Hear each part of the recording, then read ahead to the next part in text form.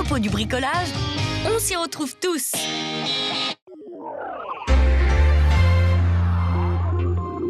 C'est sûr, c'est une affiche très excitante. De mon point de vue de jeune joueur, j'ai eu la chance d'en faire en première partie début de l'année, mais c'est Classico, c'est quand même quelque chose dans le monde du handball français. C'est sûr, c'était les grandes affiches à l'époque où Montpellier et Chambé se grattaient la première place. C'était vraiment un match important et que tout le monde voulait voir. Donc forcément, ça rappelle des souvenirs. Et aujourd'hui, quand tu en disputes un, t'es très content, on va pas dire affolé, mais comment dire.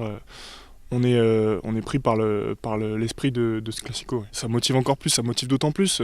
Puis c'est un gros match, c'est un match très très important, comme tous les matchs. Hein. Voilà, jouer le champion d'Europe, c'est toujours quelque chose d'excitant. Ouais.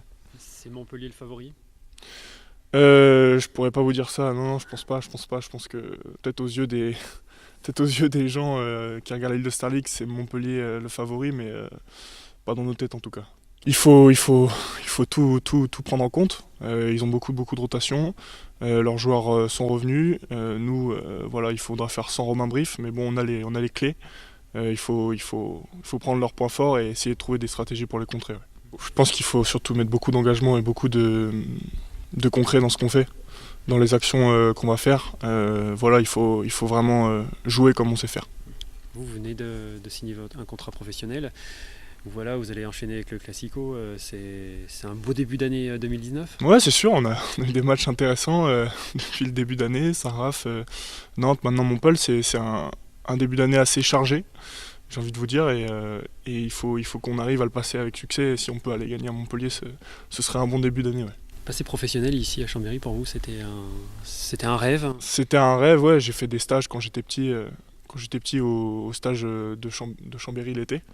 Voilà, avec les copains, donc je me suis toujours mis Chambéry dans la tête. D'abord c'était rentrer au centre de formation, après ça a été plus un choix réfléchi que de signer ici, parce qu'il y a plein de choses à prendre en compte, donc ouais, c'est mon choix et je suis content de ce choix. Ouais. On connaît tous votre nom de famille qui est célèbre dans le sport français et dans le rugby. De se faire un prénom justement, c'est pas toujours facile quand... J'ai envie de vous dire, moi je prends pas ça comme un obstacle ou quoi, parce que ok, on me rappelle souvent que j'ai un père au rugby, mais moi ça me fait plaisir quand on me rappelle mes origines, toujours. Voilà, ça me fait plaisir de parler avec les gens de ma famille.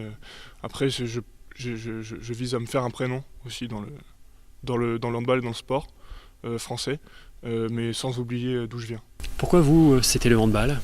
Alors j'ai hésité entre le rugby et le handball quand j'étais petit, j'ai pas hésité quand ça a commencé à devenir du plus haut niveau. Mais voilà, ma mère m'a coaché depuis que j'avais 5 ans, jusqu'à mes 15 ans. Après j'ai goûté à un peu plus haut niveau. Et voilà, ça a toujours été le handball. Même si le rugby des fois je regarde, ça me manque un peu, mais bon, c'est handball maintenant. Vous êtes tombé dedans quand vous étiez petit, on peut dire ça. C'est un peu ça, ouais. On avait toute une génération de copains. C'était avec les copains de l'école, on jouait tous ensemble et c'est ça qui donnait toutes ces couleurs à ce sport.